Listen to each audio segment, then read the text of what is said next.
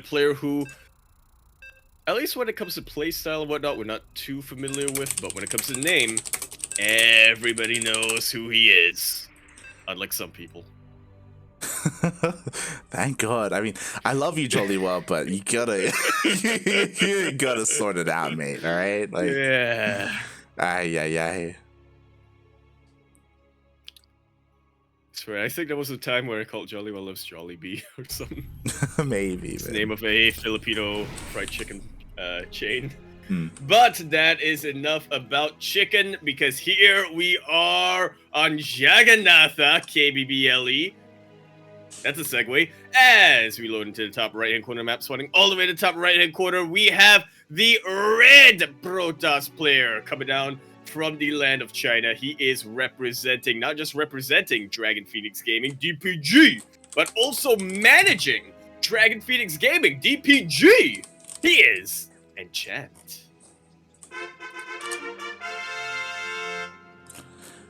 And spawning in the bottom left-hand corner of Jagannatha LE as I quickly there we go. Beautiful. Just setting up an alias. We have our very first Zerg player of the evening, the Chinese Zerg player. It is Hyperion.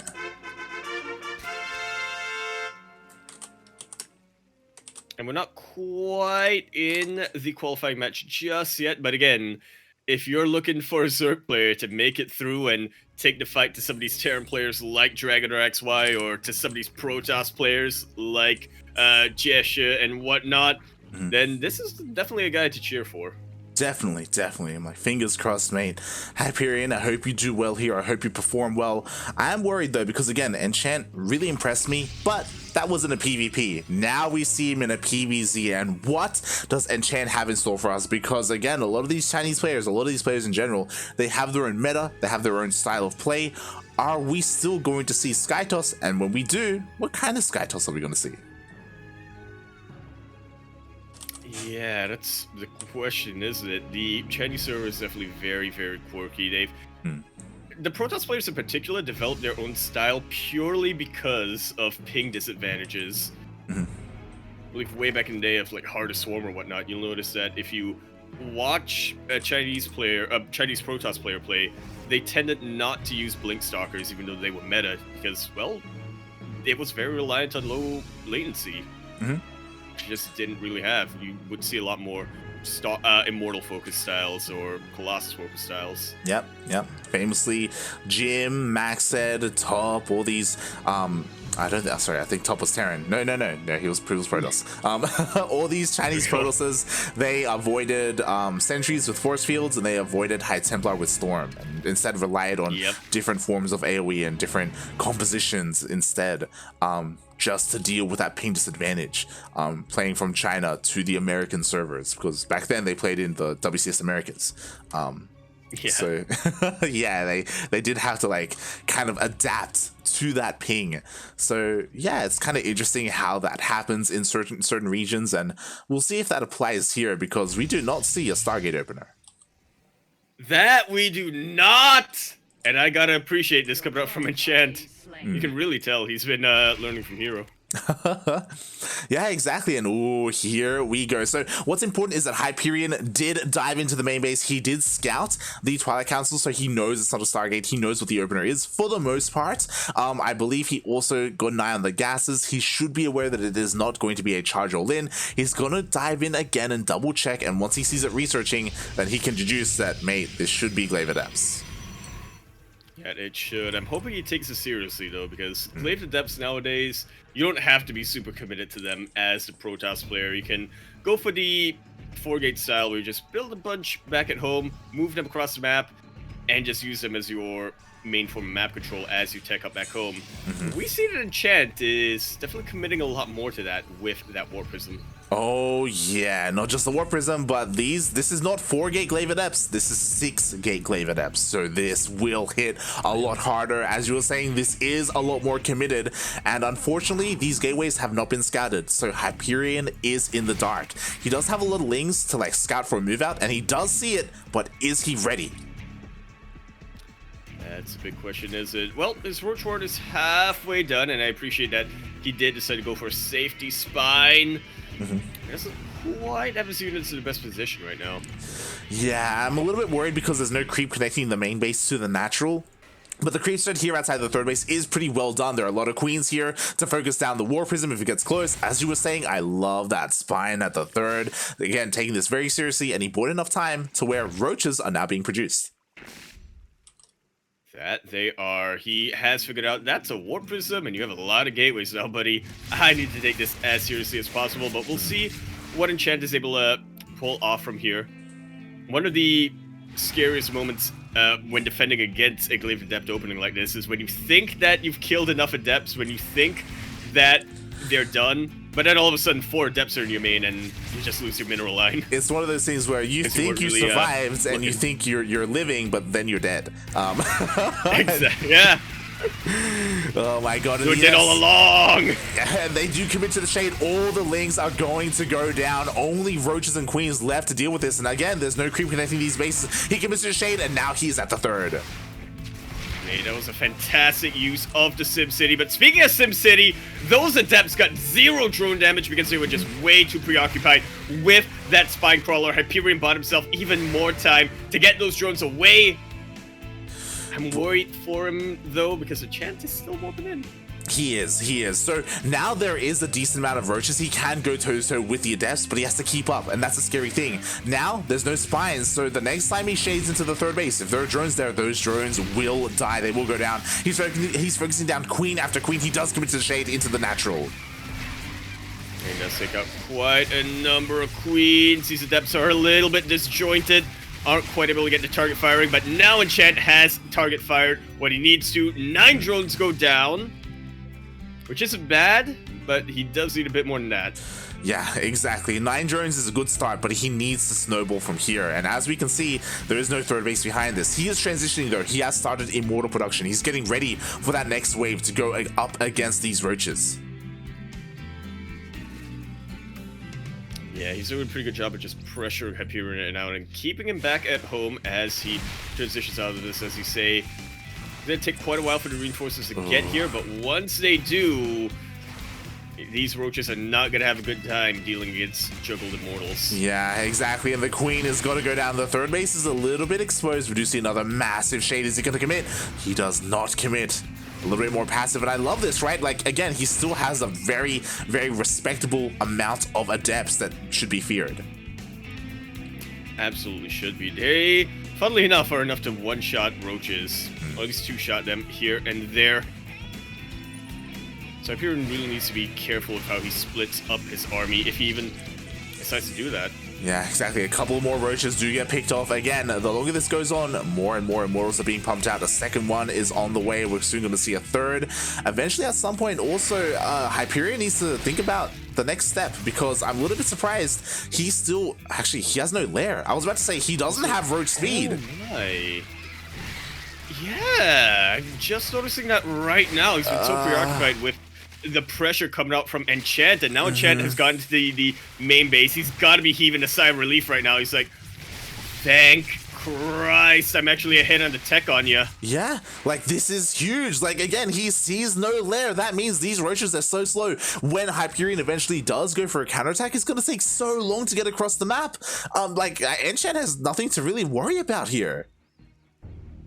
Yeah, if he even goes for a counterattack, because Enchant does have a very respectable army right now. He's trying to get his third base up and running if he can, but he's got a lot of options. Exactly, and right now, because there's no, I mean, not because there's no lair, but like there's no Ravagers, there's no speed. There we go. Ravagers are finally being morphed in. So with Roach Ravager, he can go up against the Adepts and the Immortals, but yo, it's go time. Enchant's just sending everything across the map. Yeah, the time has long passed. Enchant is feeling super confident with his tech. Massive warping of Adepts coming down, and that one Ravager is not gonna cut it against this many Adepts. There are so many Adepts, mate. This is disgusting. He's gonna shade. He's trying to break them up. Yeah, he is able to split up a decent amount of these roaches, but he does also leave himself a target for the Ravagers. Meanwhile, though, it's may be too much. Hyperion is getting a very nice surround. Not enough anti-air to take out that Warp Prism. It can warp in more Adepts while juggling the Immortals. It's so close to call. The Warp Prism should go down, and so will an Immortal. Enchant is kind of winning this fight, but he's completely run out of steam. He has no way of reinforcing this. Mate, that was a money Ravager shot there. It got not just the Warp Prism, but an Immortal as well. And with that, Enchant is forced back. If at least one of those had survived, maybe he could have snowballed and maybe he could have taken out the third base. What's important is that, again, they traded armies relatively evenly. And again, Hyperion, he still doesn't have a lair. Like, he still doesn't have the strongest counterattack. He can try and go for it, sure, but if Enchant wanted to, I think he is a little bit safe and he has the freedom to expand and take a third. He does have that freedom. He's not utilizing it right now, instead getting a Robo Bay. Yeah, he's doubling down, mate. He's like, you know what? Disruptors, that's what I'm missing here. I mean, he's kind of long distance mining, but there is still no third base, which is a little bit shocking to me. He does have plenty of minerals. I'm sure he does want to eventually go for it. Meanwhile, he's getting ready. He's getting set up for some more harassment. There it is. Finally, the lair is on the way. At 10 minutes. What a timing. I guess that's what happens when your Protest opponent is able to keep up the pressure this much. The other important thing is that because of this harassment, Enchant, he sees the timing on the lair. Like, he has to be breathing a fire. Oh my god, it's a sigh of relief! But no longer, as he does lose his Warp Prism. Yeah, at a cost of 6 drones.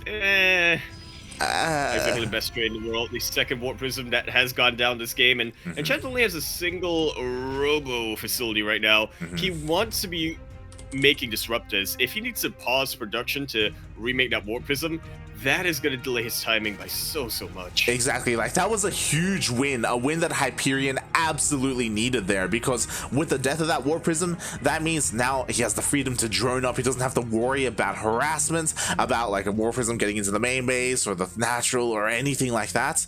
But despite that, Enchant, mate, even without a Warp Prism, he is going across the map once again. Oh my, Blink is still far from being done right now. Okay, thankfully he doesn't commit. He is just trying to clear up creep and take out Overlords wherever he can. Does need to be very careful though. He's in pretty deep. Ooh, the shot goes off, doesn't connect. Thankfully, Enchant, as you were saying, he's just kind of skirting the edges of the creep, clearing up whatever he can, containing Hyperion, and then he does turn back around and go back home. At the same time, Hyperion, he's getting ready to go for a Link Runaway, and it looks like he will be able to avoid the main army of Enchant. Yeah, those Links are gonna have a field day in those mineral lines. Just a whole position. Again, if they can pick off the disruptor. The wall's not a wall! The wall is not a wall. The Lings, they do get into the natural base. There are only 2 Adepts to defend. Forces a recall. Absolutely massive win here by Hyperion. They have really good force field, but a couple Lings are able to slip on in. They're dealt with. Yeah, it was literally 1 Ling. Oh my, like that, honestly, that force field was on point. It was very impressive. And now Enchant, he does defend at home. Hyperion is starting to take the supply lead, but bear in mind, this is supply in roaches, so this is still quite even between these 2 players. Finally, the 4th base is on the way though, and yeah, we're getting into a game here. I still want to give the edge to Enchant though, because just because of how threatening these disruptors are. Oh, I absolutely would as well. Roach Ravager, they kind of fall off once your Protoss opponent is able to get their Robo Bay units. That's just a long, bit of a long decline from there. I'm only now noticing, like, that 13 minutes in, both our players are getting +1. There we go. Let's go. +1 timing at 17 minutes. At the same time, 4th base is on the way here for Enchant. Something that we have to bear in mind. Hyperion, he's getting ready for a run by with these roaches, but also these are roaches that are not at home to defend. Yeah, quite a double-edged sword! Ooh. Almost picks off a disruptor with his Ravages. That was a pretty decent purification over. I believe the rest of the disruptors are on cooldown now. Enchant can't really fight up this ramp, but he can pick off the 4th base and force field the rest of the army away. Oh god, exactly at the same time, those roaches do hit the third base, but there was plenty here to defend, and it was stacked defense, and we do see a massive warp in of Stalker, so these roaches, they will be dealt with, and that means that Enchant, he can continue to apply pressure across the map. As you said, he killed the fourth, and now Enchant, he's essentially going to be up a base. Yeah, up 2 bases, seeing as how this is a PvC. Exactly, mate. And something that was surprising to me, I don't know if he'll commit to this, Extended Thermal Lance is on the way. He can switch into Colossus if he wishes. Colossus do very well against Ling Bane, and Ling Bane just happens to be what Hyperion is going for. Yeah, he's just absolutely covering his bases right now. Enchant is, he's thinking, you know what? A tech switch into Ling Bane could completely screw my, my fairly immobile army right now. What can deal with that? Colossus. Exactly. Colossus, Storm, any other form of AoE other than disruptors. Meanwhile, Hyperion, he's trying to double expand. Do we have detection on the way? It is on the way, so he should deal. Up. Oh. Meanwhile, these DTs though, as the main army gets distracted. That's a juicy Purification Nova, taking out almost every Baneling. Who needs Colossus? Who needs Colossus? Not Enchant! Especially slow Banelings. Unfortunately, Baneling speed is about to finish up, but it is too late. The Purification Nova already connected. Meanwhile, the DTs denied this fourth base once again. Hyperion, he's starving right now. He needs another base. But he just can't get it. I'm liking how patient Enchant is also being right now. He knows he's in the economy. There's no real need for him to throw everything away before he gets that massive endgame army that he wants to get. Exactly. Personally, I would have loved it if after that disruptor shot he would have just kept going, but as you said, he doesn't want to overextend. He doesn't want to throw away his lead. Meanwhile, those DTs that we saw earlier were morphed into Archon, so he's being even more annoying here, just dishing out whatever damage he can. He has to be careful. He does barely keep everything alive. Once again, Hyperion, he's trying to go for a run by, but these run bys just have not been working for Hyperion. Like the stack defense, the warp-ins, like they've just been so on point defensively for Enchant. That they have. He doesn't even need to warp in Sarkis anymore. That's 2 cannons and a shield battery. Yeah. What are Ling's gonna do? Nothing, mate. They're gonna waste energy on the shield battery and maybe force an overcharge, but the Lings, they back off. We see another warp in across the map. What's important is that Hyperion, he did get his 4th up. And potentially 5th as well, right? He double expanded. If these get saturated for long enough, then Hyperion, he can finally get into Hive. He can finally tech up, but Enchant is here to stop him. Yeah, it's definitely a massive if. Oh my this God. is a pretty good choke point for either player to really make use of. The body blocking, though, from Hyperion. A lot less than ideal. So many Banelings will be taken out with that Purification Nova. That extended Thermal Lance on the Colossus is really putting into work from the high ground. Exactly, like Hyperion didn't get any connection whatsoever. Now he's going to try and go again, but here comes the Protoss. How good the force field's going to be. At the same time, we do have another a charged on Archon run by, and it is dealing damage. A whole ton of damage. The multi-procs have been insane from Center Hyperion. The force fields have been even better, if I do say so myself. Finally, a couple of connections, but it is nowhere near going to be good enough. The disruptors have been taken out, but so have most of the Roach Ravager and all of the Ling Bane. Yeah, it's one of those things. The disruptors died, but at what cost, mate? Like, Hyperion lost so much just barely trying to hold on, and Enchant is not stopping. He's pushing on forward into this fresh base. GG gets called. And Enchant takes game number 1. What an exciting map that we just had. Super back and forth. Yeah, exactly. It was so tense to begin with with that big 2-base glaive adept attack. Eventually Hyperion did defend, but it took him a long time to really work on the follow-up, right? Like, without that lair, without roach speed, he was stuck at home, and he couldn't counterattack. He couldn't apply any pressure to Enchant. I think it's something worth pointing out is that Enchant barely took any economic damage at all that game. Yep. What did you lose in total? Like 10 probes in that entire 20-minute back and forth? Yeah. Oh. You okay? Gonna range the mic real quick. Yeah. Yeah, like 10 drones, if that, mate. It may not even have been 10 drones all in all, mate. But wow, what a series. What a game. Yeah, that wasn't even the entire series. And again, this isn't even the best of 5. Exactly. Oh, Jesus Christ. Of course, the winner of this series will move on to that first qualifying match, if I'm not wrong, right? Yeah, it's going to be the first qualifying match. After this, anybody keeping up with the ESL bracket, do keep in mind the finals are not going to be played because the qualifying matches are the semifinals.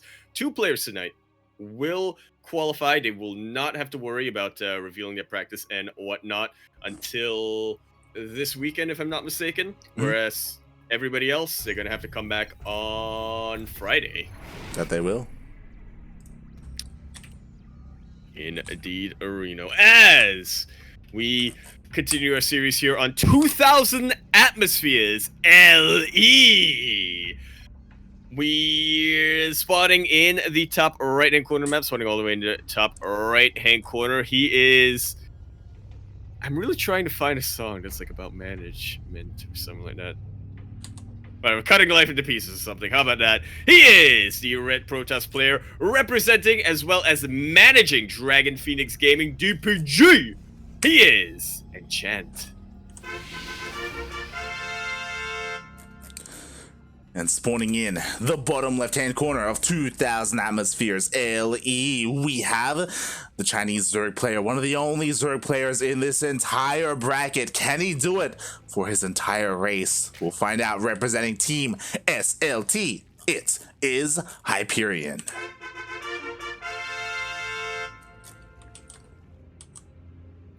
Yeah, the Zerg players really need to be thrown a bone or something here. Yeah, it's not looking good, man. It's not looking good for Hyperion here in this series. To be fair, it is still game 2. He still has a chance to bring it back. I still worry for him, mate. I still worry. Yeah, again, this is still only a best of 3. One more map, and Enchant is able to take this to a qualifying match, and Hyperion is going to have to come back in 2 days. Anything can happen here, especially in 2000 Atmospheres. Anything can happen. And since we're slowly getting into this game, I did want to provide a bit of an update because I did just quickly check the bracket. !B in the chat if you want to have a look at the bracket yourself on the ESL site. Jim is currently going up against Blue Ming. Oh, that is... I wish that was a qualifying round, like. We saw a lot of Blue Ming last season, and Jim is someone who we have for whatever reason talked about a lot. We've seen for many seasons. Many seasons that we always seem to bring up in these casts. Yeah, of course. Tim and Rain. Him, Jim, Rain, Time. But yeah, that is an intense series there. The winner of that, it's a match just like this one. The winner of that series does move on to a qualifying match. Man. You just give both of them like a round robin or something. I don't know. I just want to watch games from them. Definitely. Hopefully we'll be able to catch them later on in the night. Meanwhile, once again, just like game number 1, Enchant opening up with a Twilight Council and a Robo. Okay. See how committed he's gonna be this time. Only 2 gates at the moment, so we'll see if he throws out an additional 2 or throws out an additional 4. Exactly. And just oh my never mind. Oh my god, I love this, mate. Completely different. What I will say is that in game 1, Hyperion was on point with his scouting, but now he hasn't gotten into the main base, and yo, that Overlord is looking pretty low. It very much is. And the funny thing is, opening up with a stalker like that, sometimes the Zerg player might think, you know what, since you have a safety stalker here, it's not going to be too crazy, right? Like, sure, it might be a Twilight Council opening, or it might be a Stargate opening or something like that, but, you know, I can make sure I can do a safe build and get away with it, but not this time, Hyperion. Spine Crawler's not what you need. It's the other building. god. Okay. He's getting a spore. He's getting all the spores, actually. Oh my god. He's sniffing this out. Adepts are coming across the map, but detection will be available here because that is always a possibility here with a Twilight Council opening. I am so relieved. Exactly. And here come the DTs, but there is detection, mate. They're not going to do anything here. That they will not. Now would have been a nice time to have DT blink. Unfortunately, you don't have that this early on. Very good snipe as well from the side of Hyperion. Chat was trying to morph the DTs into an Archon to give them a little more health as they recall back home. Yeah. Hyperion was saying, nope, I'm just going to surround them. Exactly. Like, that was very nicely done there by Hyperion. Now he can just zoom across the map with his lings. He now threatens this third base, but there's plenty here to defend. So now we may end up we may get to the mid game without either player really taking too much damage. Aw, man. Which I think is what that means things aren't going to be crazy anymore. They're not going to be crazy. Like, there we go. Like, the lair is at a reasonable time as well. Hyperion, he hasn't lost any drones. Like, he is getting much more comfortably into this game compared to game number 1, and now he's going to be able to show off his full force here. Like, and is that going to be enough to take down Enchant? Yeah, that definitely can make all the difference here. Players like Hyperion, you know, they only really starting their stride as the game gets to the middle stages.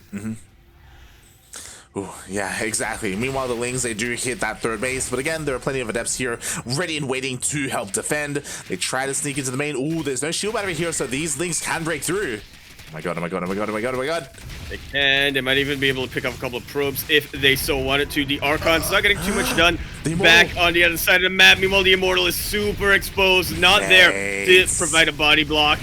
Mate, is this it? Is this over? Like, the Lings, they got the Immortal. Like, they've just gotten so much value. And the Adepts or the units across the map, they did nothing. Mate.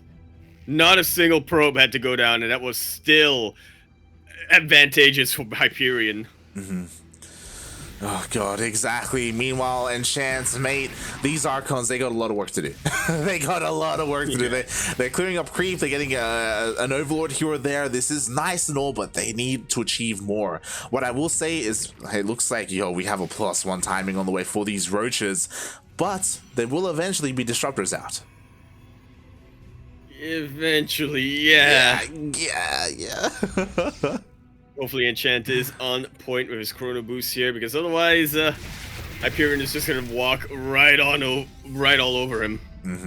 Exactly. It's not going to be pretty, mate. It's not going to be pretty. We have nothing but Roaches in production here for Hyperion. He has finished droning up here on 3 bases. He's focusing on nothing but his army.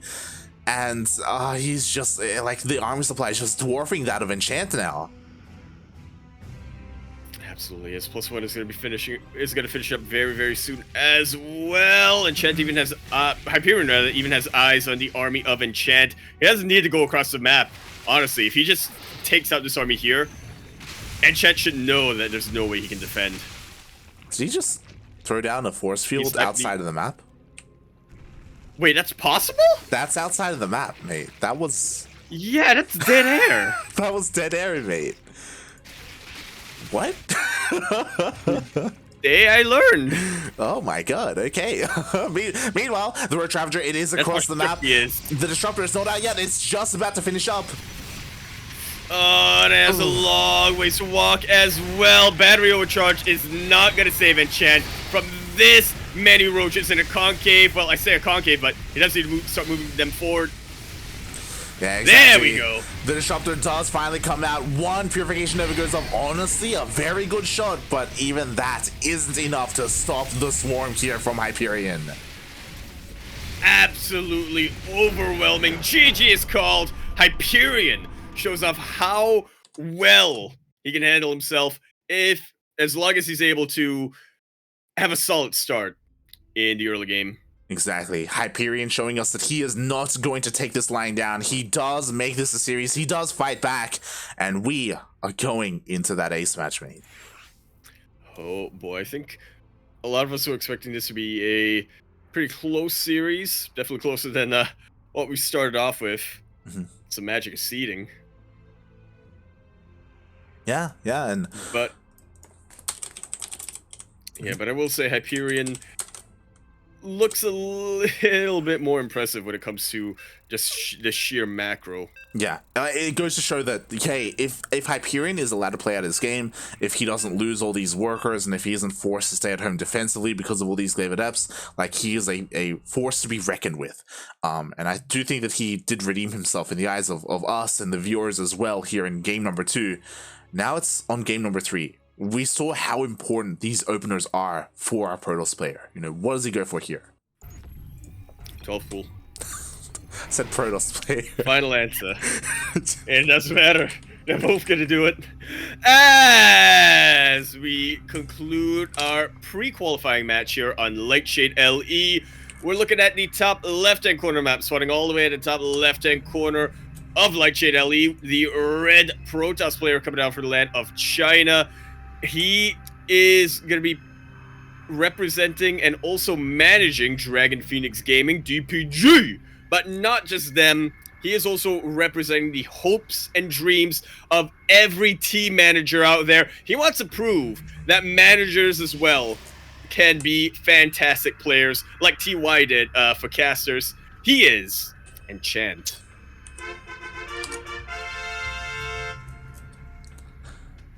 And spawning in the bottom right-hand corner of Lightshade LE, we have the Chinese Zerg player showing to us that, yes, he is deserving to make it through into that qualifying spot. He's deserving to represent this race. One of the few Zerg players in the region. It is Hyperion.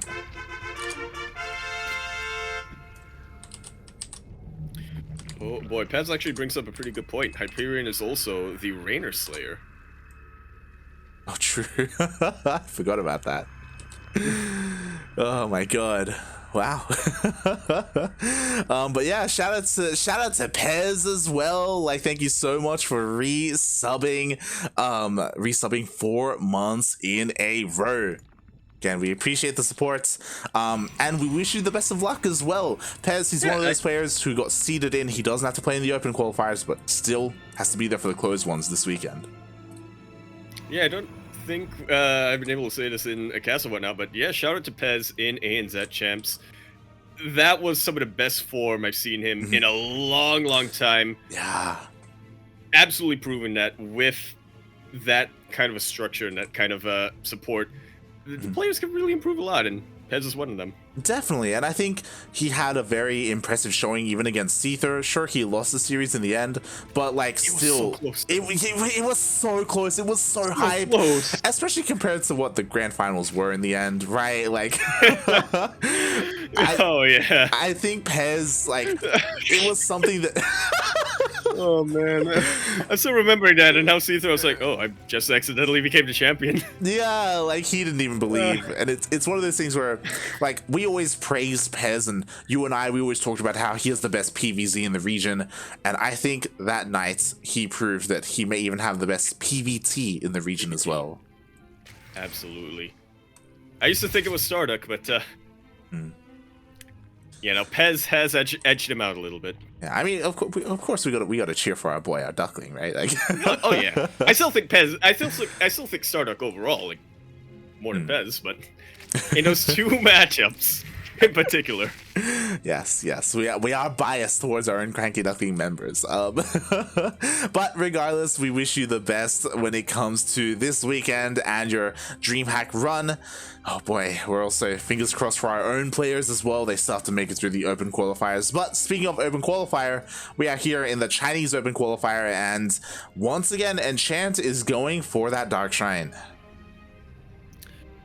Hopefully it works out a little bit better for him this time. Hyperion hasn't gotten into his Overlord just yet, but he is nothing if not diligent in the scouting. That's a bit of an early 3rd base.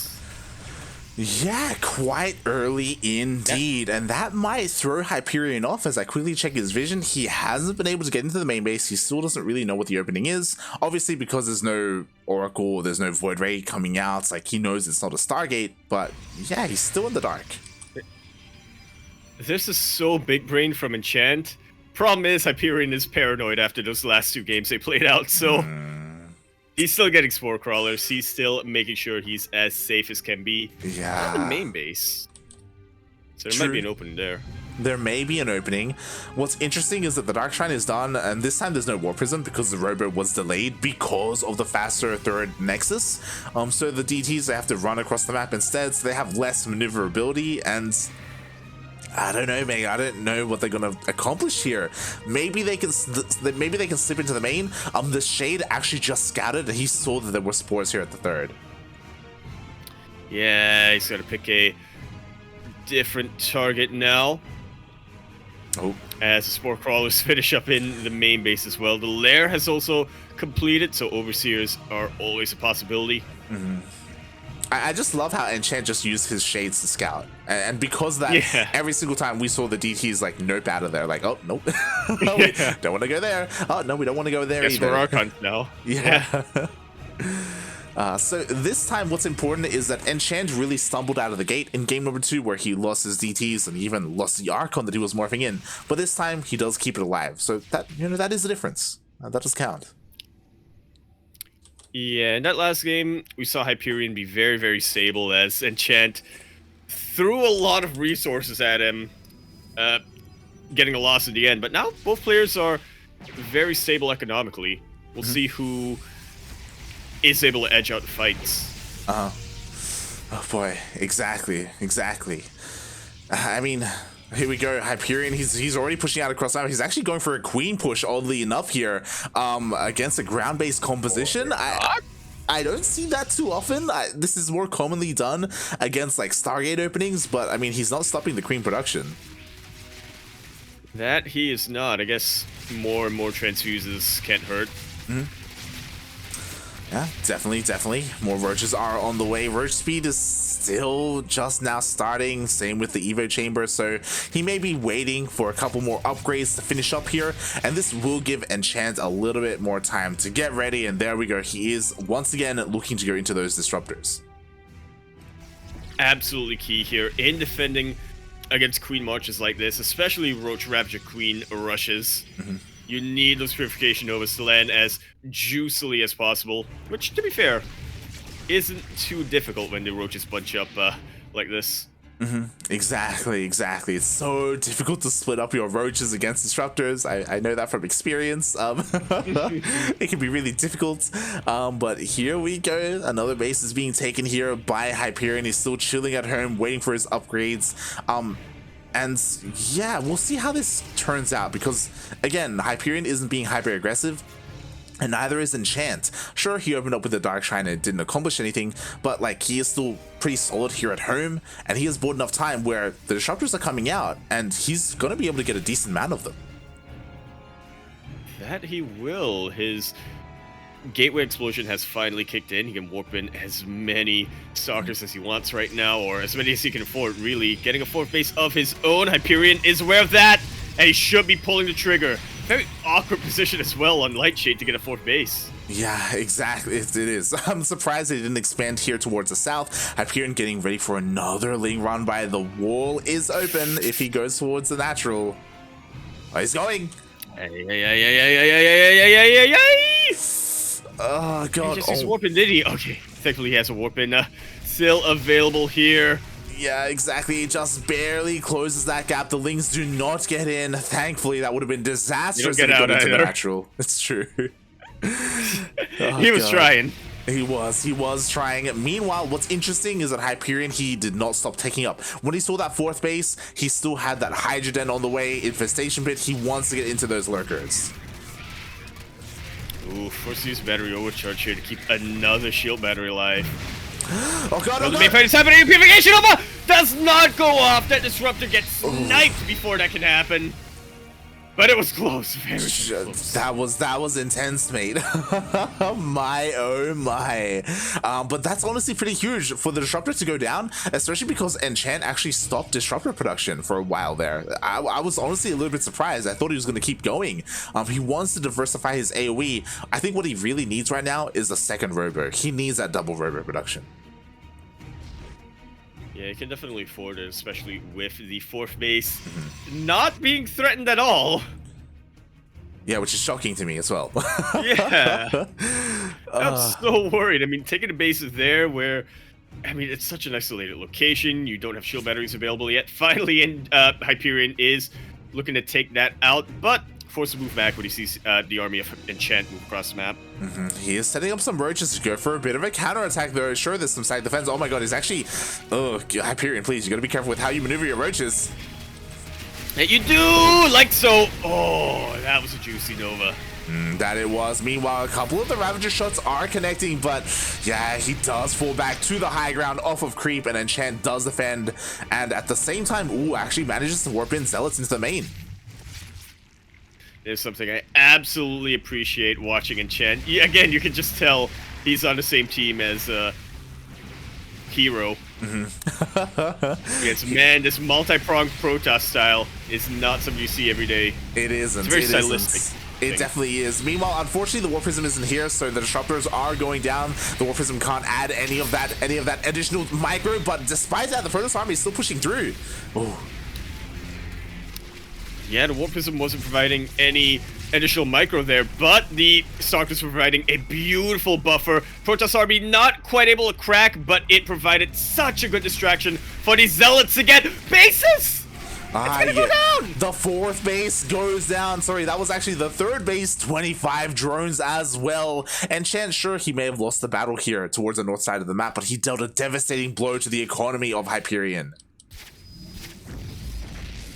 Yeah, it's gonna be tough doing that once again as the War Prism gets taken out, but these Zealots are still getting value, by the way, picking off roaches here and there, which usually as a Zerg player, you want this to happen. You want to free up some supply for Hydras and Lurkers, but that gas count is not looking too formidable right now for Hyperion. Yeah. I was just wondering, where are those Lurkers, by the way? There we go. Finally, the first 5 Lurkers are being morphed in. It took a long time, but these really will change how these fights have been working out. It's gonna all come down to these disruptor shots. Meanwhile, the Lurkers are a little bit exposed, but okay. Enchant, he doesn't find them. Not yet. Yeah, all it takes is one purification Nova.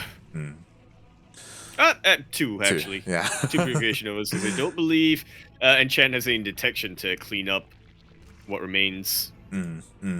Meanwhile, Enchant does get forced back. He is starting to get his Colossus out. Finally, there we go. There is that second Robo. I think those 2 disruptors are they stuck? That? Okay. No. The disruptor shouldn't be stuck. The Colossus is going to take a long way around. It's fine. It's fine. The Colossus is going to be coming out. We do have a switch into Stargates, which I do love. He will eventually be getting into that Sky Toss. As soon as the Stargate is done, he's going to throw down a Fleet Beacon and get into either Carriers or Tempest. So we're getting into the late game. Maybe. I did not expect this PvZ of all matches to be what gives us giving us an orthodox strategy for both players. Oh god, exactly. Meanwhile, the Viper is doing so well, yoinking so many of the disruptors. He's gonna get the rest, mate. He's gonna make the entire Protoss army is gonna go down. Mate, what is this anti-timing? And Chad, he didn't wait for his Colossus to get out. They could not deal with the Zerglings as they pinned the rest of the army to a corner. It really didn't take much for Hyperion to wipe the floor of Enchant. Yeah. And I think it's just about it. I mean, he's got so much momentum behind him in this push. Exactly, and unfortunately, Enchant, he just didn't have any High Templar to deal with those Vipers. There was nothing to stop them from just abducting every single thing. As you said, a bit of an anti-timing there for Enchant to push out before he had his Colossus with his main army, before he was maxed out or anything like that. And now, I was looking forward to seeing Skytoss, but I don't know if the game is going to last that long. Yeah, well, these roaches are definitely getting very, very bruised. The Thermal Lancer Colossus are putting in everything they've got. I don't believe Hyperion has look a range just yet. The Disruptors! One of them will go down before Purification Nova pops, but the other one, it's very juicy Nova. It does. And honestly, mate, these 2 Colossus are MVPs. They've just gotten so much damage done. They're doing so well. He's microing them so well, but at the end of the day, he still loses his 4th base. Like, there's still so much damage potential here with all these Lurkers, the Roaches, and the Ravagers. Yeah, he does lose his 4th base, but for the time being, he is at a slight economic advantage. Look at that worker count difference. That's definitely going to change now that Hyperion has gotten a lot more bases up, and yeah, those MVPs have those MVP Colossus have gone down. That was a specific phrase I was thinking of. Yeah, time has come. There we go. Time has come. They have gone down, as Yaku said. The time has gone down. Oh my god. As they went up in flames due to these Vipers, again, there was nothing to contest against them. The Lurkers, they just don't stop. Finally, they get revealed. And to be fair, this entire time, Enchant has been going for these Zealot run-bys. You know, he's been dealing some damage here and there, but it's not enough, mate. It's nowhere near enough. Yeah. Hyperion finally catching up once again on the worker count. Well, that's more because he's killing the workers of Enchant rather than making his own. Finally, we see a lot of High Templar get warped in, but most of them are going to be turned into Archons. I don't believe he has Storm Research either, so, I mean, feedbacks are going to be alright on Vipers, but you're gonna need a little bit more than that, buddy. Yeah, I mean, he's doing whatever he can at this moment, right? Like, he doesn't have a lot to work with. Unfortunately, he's down to 3 bases. I say 3 bases, like, he's mining out in his main, he's mining out in his natural, he's basically at 1 base economy at this point. And I don't see a way. Like, Protoss is pretty good, but I don't see it, mate. I don't see a way that he is somehow able to take down this Zerg army. Yeah, Protoss is really good when they're ahead. Protoss is really good when you're ahead. When you're behind, yeah. I mean, maybe there's a world where like both the sharper shots get the most amazing shots, but already one of them doesn't connect. And hey, here come the Vipers. Here come the Lurkers. So much energy on them. Just 2 or 3 good yoinks is all Hyperion really needs, and he can afford 6 to 8 of them. Oh boy, exactly. And here we go. Oh god, the Revelation misses the Lurkers. Oh god. Oh no, things are going from bad to worse here, but he does land the feedbacks before any major yoinks can land. So Enchant is definitely still in this for the time being. You say that, he yoinked every single disruptor. He did. He did.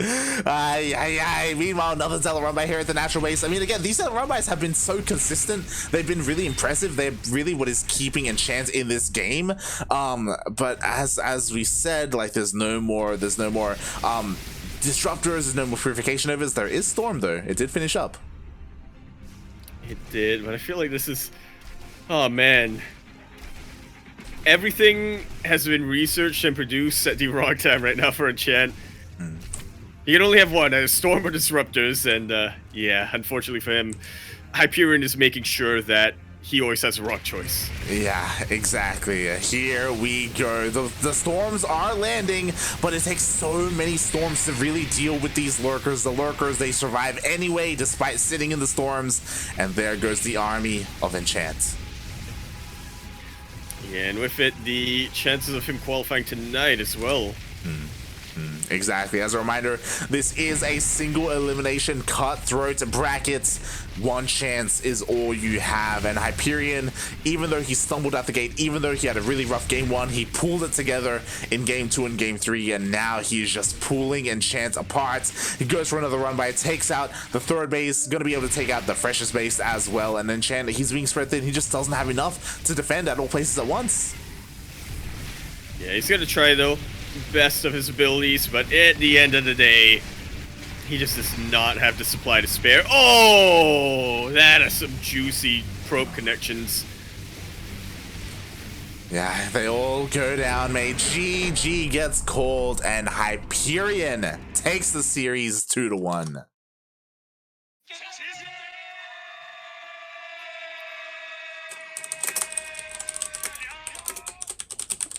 Yep, bit of an unfortunate result here for all of our team managers out there, living vicariously through Enchant, but what a day here, or what a series it was.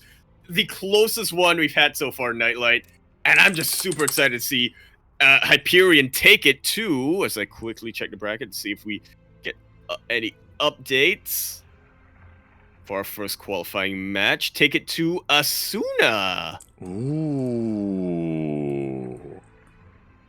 Okay. So we're going to be continuing our PVZs here. Yeah, And exactly. Mhm. I'm just really excited for Hyperion. We mentioned it a couple of times before, but he is a name who should be familiar to anybody who has been keeping up with the weekly ESL Open Cup Asia, sometimes even the ESL Open Cup NAs. He wakes up Mhm. early to play in those. This could uh this could be his major breakthrough. But it's gonna be tough with Asuna on the other side of that qualifying match. Exactly. Like Asuna is a very strong player. I believe Asuna lives in America, if I'm not wrong. Does he now? Yeah, because this is Alpha X Asuna, right? As I quickly check. It is, yeah. Yeah. Alpha X Asuna. Yeah. Asuna does live in the land of the Americas, so we'll see what server we end up on. If we do play on China or if we do come back to Asia. But yeah, what a performance there by Hyperion. Again, the Zerg is staying strong in him, especially because exclamation mark me in the chat, we already have our lower qualifying match underway, and unfortunately Ooh. Silky did not make it there. He was knocked out.